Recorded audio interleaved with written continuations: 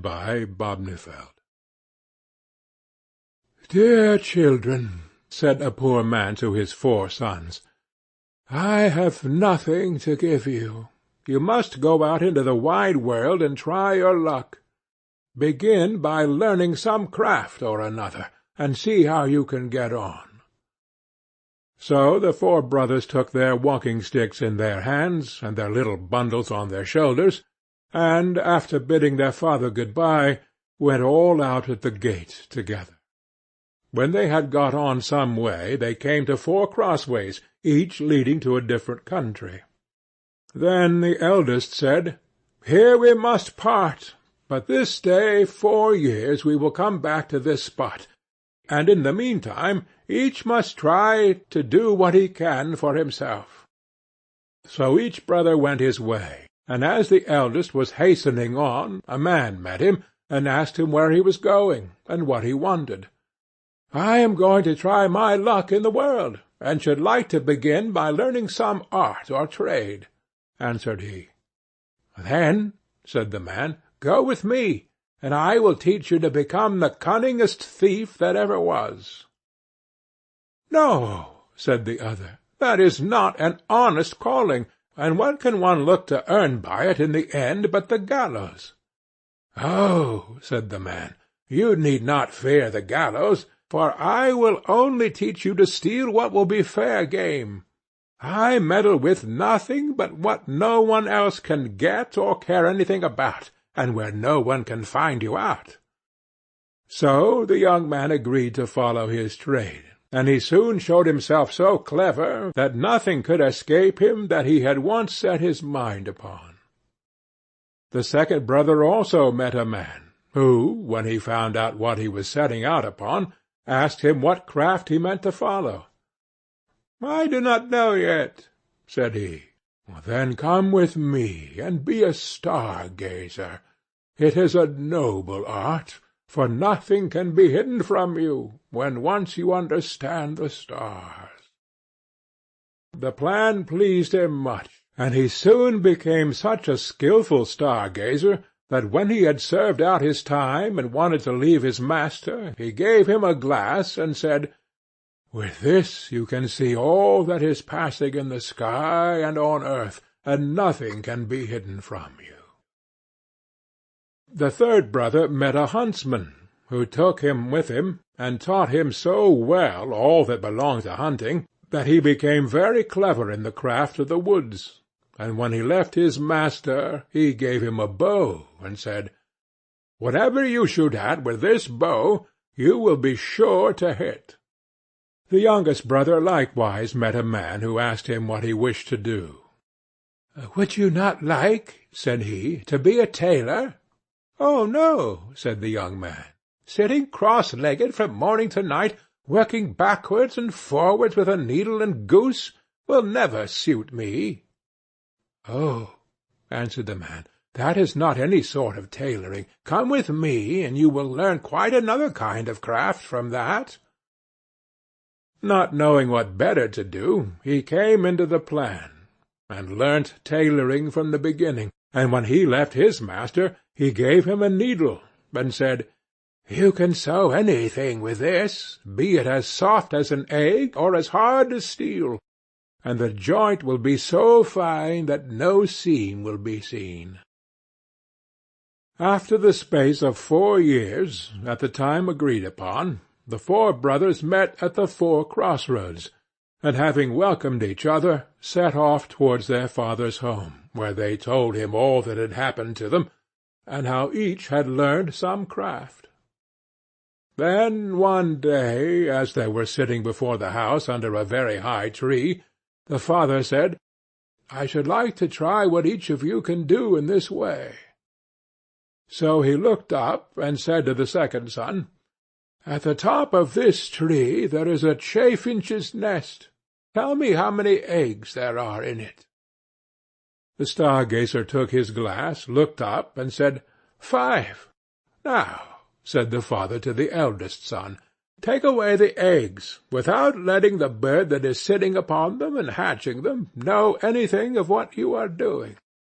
So the cunning thief climbed up the tree, and brought away to his father the 5 eggs from under the bird, and it never saw or felt what he was doing, but kept sitting on at its ease. Then the father took the eggs, and put 1 on each corner of the table, and the 5th in the middle, and said to the huntsman, "Cut all the eggs in 2 pieces at 1 shot." The huntsman took up his bow, and at 1 shot struck all the 5 eggs as his father wished. "Now comes your turn," said he to the young tailor.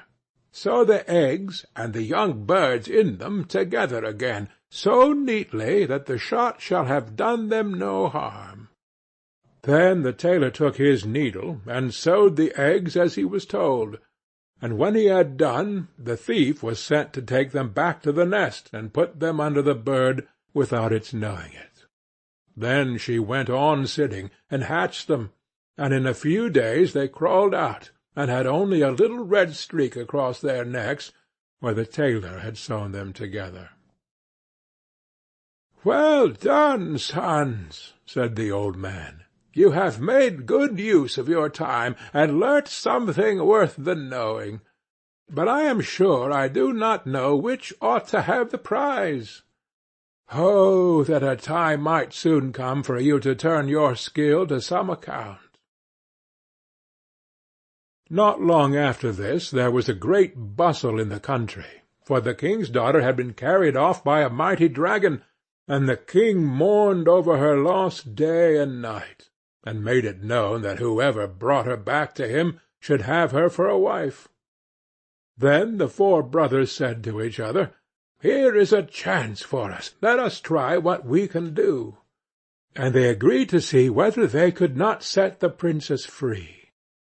"I will soon find out where she is, however," said the star-gazer as he looked through his glass, and soon cried out, "I see her afar off, sitting upon a rock in the sea, and I can spy the dragon close by, guarding her." Then he went to the king, and asked for a ship for himself and his brothers, and they sailed together over the sea till they came to the right place. There they found the princess sitting, as the star-gazer had said, on the rock, and the dragon was lying asleep, with his head upon her lap. "I dare not shoot at him," said the huntsman, "for I should kill the beautiful young lady also." "Then I will try my skill," said the thief, and went and stole her away from under the dragon, so quietly and gently that the beast did not know it, but went on snoring. Then away they hastened with her, full of joy, in their boat towards the ship. But soon came the dragon, roaring behind them through the air, for he awoke and missed the princess. And when he got over the boat, and wanted to pounce upon them and carry off the princess, the huntsman took up his bow and shot him straight through the heart, so that he fell down dead. They were still not safe, for he was such a great beast that in his fall he overset the boat, and they had to swim in the open sea upon a few planks. So the tailor took his needle, and with a few large stitches put some of the planks together, and he sat down upon these, and sailed about, and gathered up all the pieces of the boat, and then tacked them together so quickly that the boat was soon ready, and they then reached the ship and got home safe.